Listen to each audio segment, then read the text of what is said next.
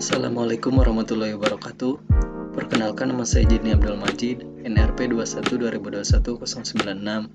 Di sini saya akan mempresentasikan jurnal Psikologi Arsitektur yang berjudul Pengaruh Desain Urban Interior di Taman Sejarah Kota Bandung terhadap aktivitas pengunjung taman.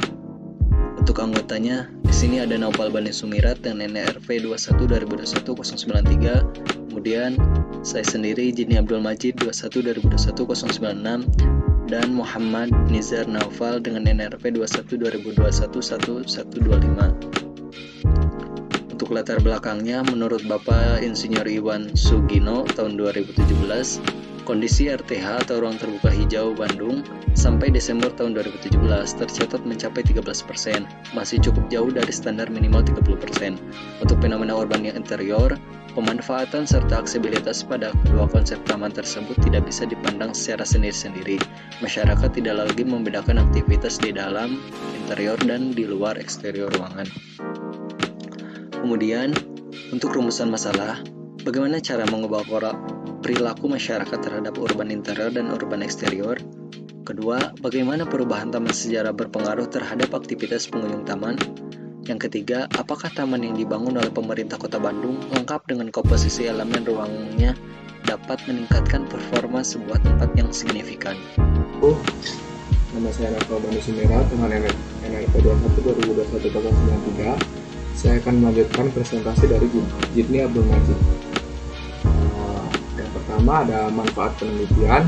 Penelitian ini dapat mengevaluasi sejauh mana desain dan komposisi elemen ruang taman tematik seperti penataan tanaman, area bermain, jalur pejalan kaki, dan fasilitas umum dapat meningkatkan kenyamanan, estetika, dan fungsi taman tersebut dan akan menjadi pemahaman lebih mendalam tentang urban interior.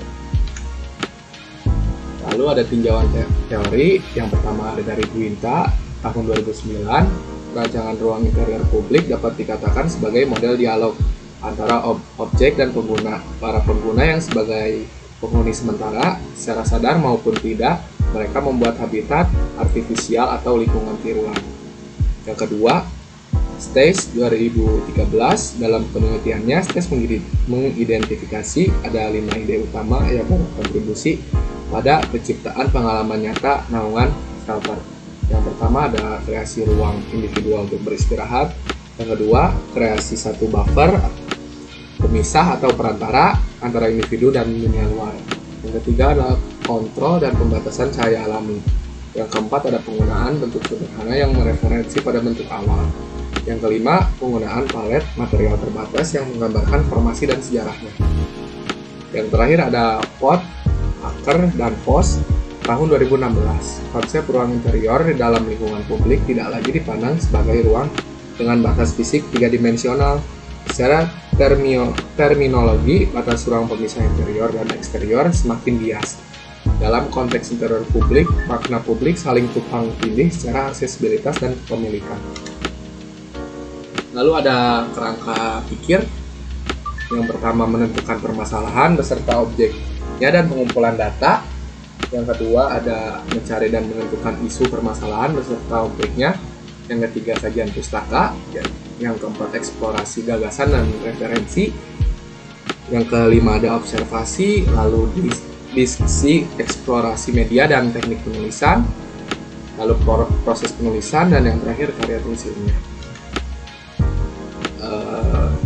Selanjutnya ada metode penelitian. Studi melalui literatur, media, dan internet untuk mendata informasi terkait taman sejarah serta perkembangannya dari masa ke masa. Yang kedua ada observasi terhadap interaksi antara pengunjung taman dengan elemen ruang yang ada di taman sejarah. Yang terakhir ada dokumentasi foto dan sketsa elemen arsitektur dan fungsi interior yang dikaji. Saya Muhammad Nizar Naufal dengan NRP 21-2021-125 akan melanjutkan penjelasan hasil analisa ini. Selanjutnya yaitu page hipotesis tindakan. Jika pemerintah meningkatkan himbauan untuk mengajar pengunjung taman untuk ikut memelihara dan menjaganya sebagai bagian milik warga Bandung, atau dengan cara meningkatkan fasilitas, tata letak ruang, dan aksesibilitas, masyarakat akan tersadar dan menyesuaikan perbedaan aktivitas sesuai dengan fungsi area, naungan, atau ruangan tersebut. Alhasil kawasan akan lebih terpelihara dan tertata. Selanjutnya, saya akan menjelaskan hasil survei perilaku pengunjung. Yang pertama itu ada interaksi pengunjung dan bentukan taman. Lokasi dan posisi taman sejarah yang berada di sudut jalan dan berbatasan dengan jalan secara langsung memudahkan taman untuk diakses dari semua arah kecuali sisi timur taman. Pintu di sisi tenggara menjadi satu-satunya akses taman bagi pengunjung yang datang dari sisi timur ataupun selatan. Akses ini melewati area toilet yang berdekatan dengan area kolam. Area ini pun berdekatan dengan area amphitheater yang seringkali dijadikan asistensi ruang tunggu, sehingga pengunjung dapat sekali untuk mengakuisisi ruang. Yang kedua yaitu pola penggunaan ruang dan fasilitas. Relatif teduh pada pagi hari dan memanas seiring pergerakan arah matahari. Semakin siang, posisi pengunjung bergeser mendekati area teduh. Sementara itu, area yang terkena sinar matahari hampir kosong sama sekali. Dari sini dapat diinterpretasikan bahwa pengunjung cenderung menghindari cahaya matahari. Dengan demikian, area timur menjadi area padat pengunjung, sementara area barat adalah area mati yang jarang didatangi pengunjung. Berikut ada beberapa foto yang menggambarkan situasi perilaku pengunjung tersebut. Selanjutnya, saya akan menjelaskan hasil survei, namun dalam kondisi fisiknya. Berikut kondisi fisik yang tidak tersesuaikan dengan pengguna ataupun penyalahgunaan fasilitas dari pengguna. Yang pertama itu kolam renang anak-anak. Taman ini memiliki kolam air dangkal dan dapat dimanfaatkan oleh anak-anak bermain. Bahkan, desain taman yang pedestrian oriented dapat dilihat tidak adanya batas oleh tembok dan pagar, sehingga membuat area taman menyatu dengan area trotoar di sisi jalan. Yang kedua yaitu tangga menuju kolam. Dan nomor 3 area bangku batu berbentuk kotak. Mayoritas pengunjung taman adalah ibu beserta anak-anaknya yang menggunakan area kolam dan sekitarnya.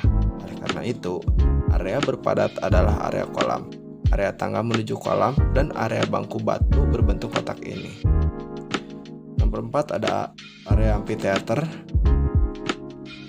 Area amphitheater adalah dua area duduk favorit karena tidak hanya teduh tetapi juga mudah bagi orang tua untuk mengawasi anak-anaknya yang sedang bermain air di dalam kolam.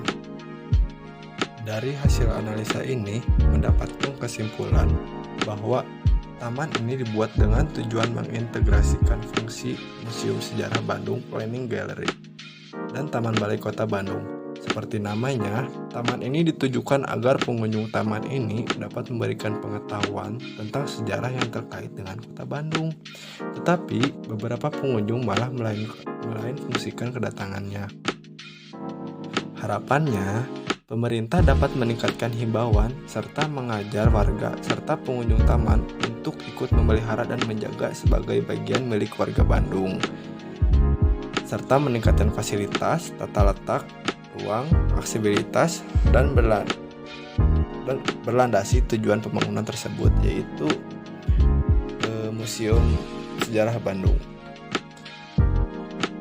Berikut ada beberapa daftar pusaka yang menjadi dasar dari teori dan untuk menjadi pendukung dari analisa kami.